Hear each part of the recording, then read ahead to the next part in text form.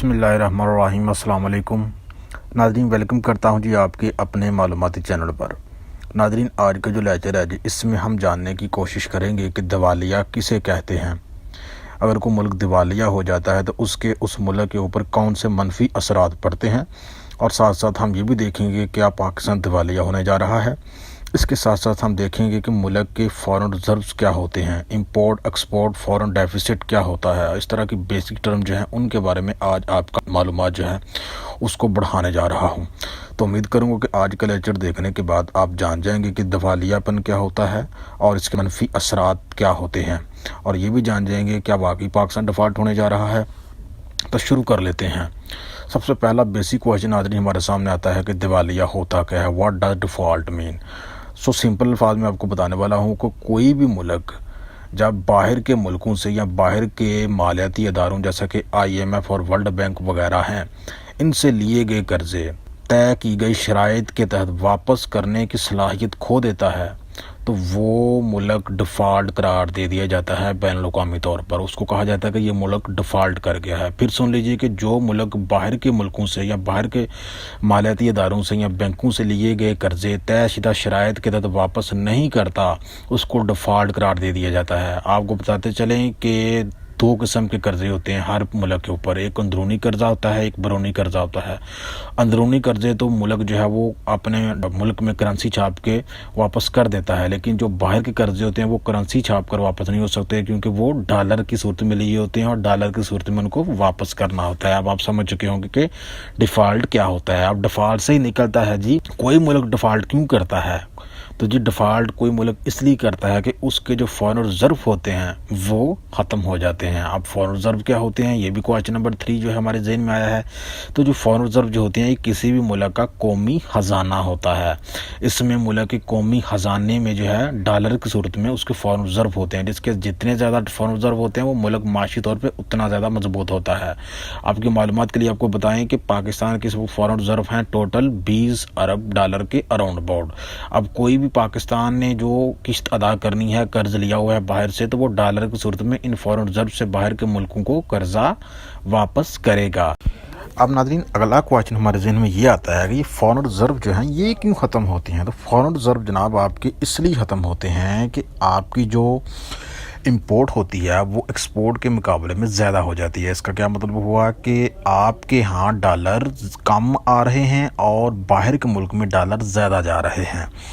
फिर क्या होता है कि आपके मुल्क में डॉलर की शॉर्टेज हो जाती है और आप डॉलर की शॉर्टेज को पूरा करने के लिए बाहर के मुल्कों से कर्ज़े लेते हैं। अब आपका कॉन्सेप्ट क्लियर हो गया कि पाकिस्तान कर्ज़े क्यों ले रहा है, क्योंकि हमारी इंपोर्ट जो है वो एक्सपोर्ट के मुकाबले में कम है।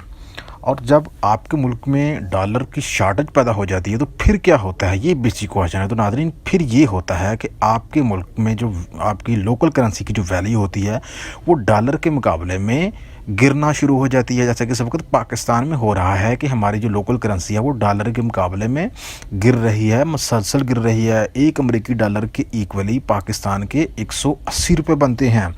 वही अगर आप इसका मुवाजना करें इंडिया के साथ, तो इंडिया का जो करेंसी है वो पाकिस्तान के मुकाबले में बहुत मजबूत है। वही बांग्लादेश की करेंसी भी पाकिस्तान के मुकाबले में बहुत मजबूत है।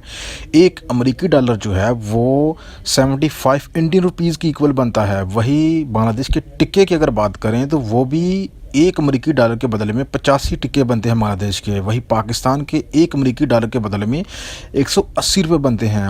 और ये वजह है कि हमारे यहाँ जो है वो डॉलर की कीमत जो है वो बढ़ती जा रही है और पे की कीमत जो है वो कम होती जा रही है।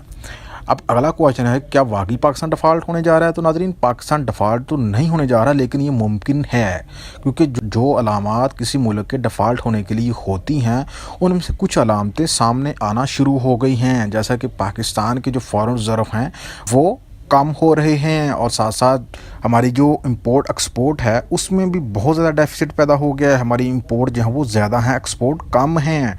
और थर्ड जो है कि पाकिस्तान बाहर के मुल्कों को कर्ज़े वापस करने की सलाहियत से अभी महरूम नहीं हुआ, और हम हर साल जो है बाहर के मुल्कों से या बाहर के मालियाती अदारों से लिए गए कर्ज़े वापस कर रहे हैं, उनकी किस्तें वापस कर रहे हैं। सो लिहाजा अभी पाकिस्तान को डिफ़ॉल्ट قرار دینا قبل از وقت ہوگا، لہٰذا پاکستان فی الحال ڈیفالٹ نہیں کر رہا۔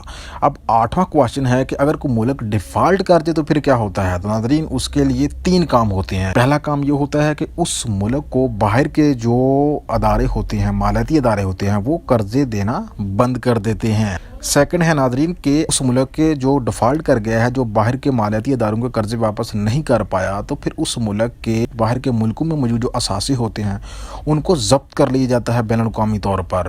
کوئی بھی ملک جب قرضے لیتا ہے تو وہ اپنے اثاثوں کو گروی رکھ کر ہی قرضے لیتا ہے، یہ شرائط میں طے ہوتا ہے، اور باہر کے جو ادارے ہیں وہ اپنے قرضے کی قیمت جو ہے پوری کرنے کے لیے اس ملک کے اثاثوں کے اوپر قبضہ کر لیتے ہیں۔